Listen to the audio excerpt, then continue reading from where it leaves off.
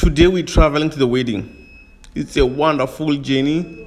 So yeah, guys, my name is Bethwell. Welcome back to another vlog. Today we're going to the wedding. But first of all, let me first watch the cricket and then mango. You know me and mango most. Afterwards in the feed and grube, zona nyana snack nyana, the machurun zino, zikofona nyana snack nyana, at least he was it all lanyana to zipana zonoria. Rogosneka before zichiwana mili wa duva.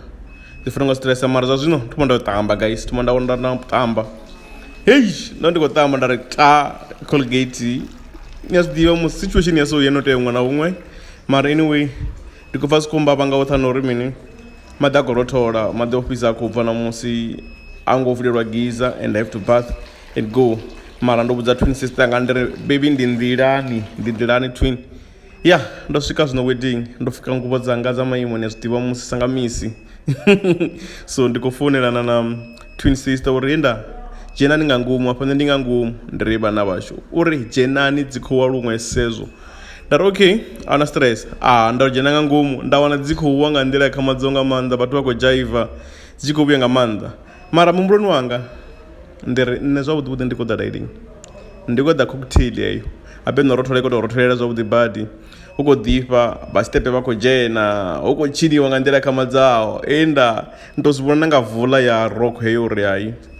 Happy tuko luwa mlenje zo sera singamanda.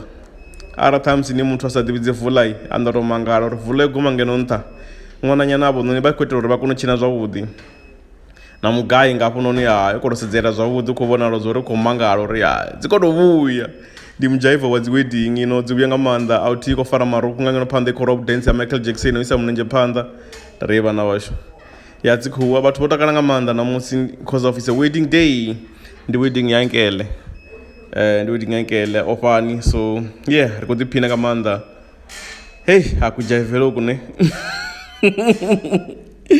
ndozibona zori ya bathu bajaiva za street zvazvino uko jena munyanya ndono uko jena munyanya zvazvino uko jena ofani uko jena ngama dance yawo apo nina mufumakadzi wawe rikumtanganedza mtani wa Netshandama ri ya dzikobuya so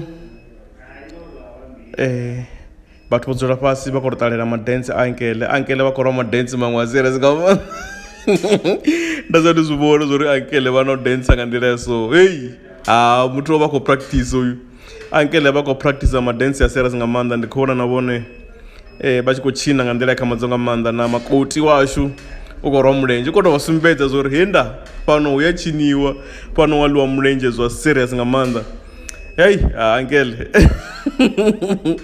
because if azori bathu botakala bachikobana bathu bako dance ngandile mango dance ngayo ngandila chitunga manda ne ezi ndi zwavhuḓi zwamwe zwa khodiwa kha vha ḓo vhona ma dance ankele kha vha ḓo vhona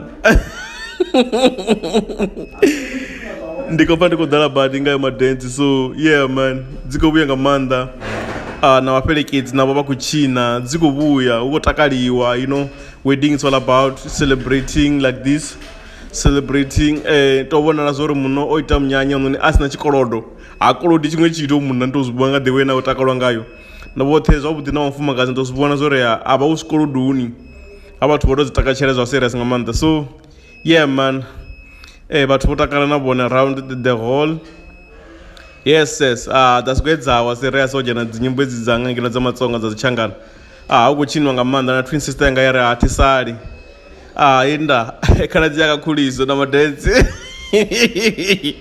sister cool man ndiko dala badi nga madance aone nezdiba blind when it comes to dancing dziko vhuya nga manda mwana mukala dzikowa nengapa ndodzula ndondondera chibeda fhedzi uchipfi mini let's do the toasting hafi ari chine tari vana vasho nabve nazvidiva musi ndiyashona nyana ndikozivona ndodzifukela zvifuko zvanga zvamaimo zvifuko zvodhura zva serious neramba ngubo dza serious afunoni zvazvino afunoni yeah chachipita chasvika kichi let's toast ndatoma ngonwa before chitoaster yes let's toast a toast ye mulomoni ndatoma ngonwa before basati toaster vathu mandakutachera ndikudzopa zori ihani mara yone ti hayo yantanga manda ende rodiphina nga manda haya madance ano khou diwa hafho noni to zwi vhona zwori vhathu vho takala nga maanḓa munyanya wavhuḓi nga maanḓa wa ofhani. Thank you for watching, see you next time.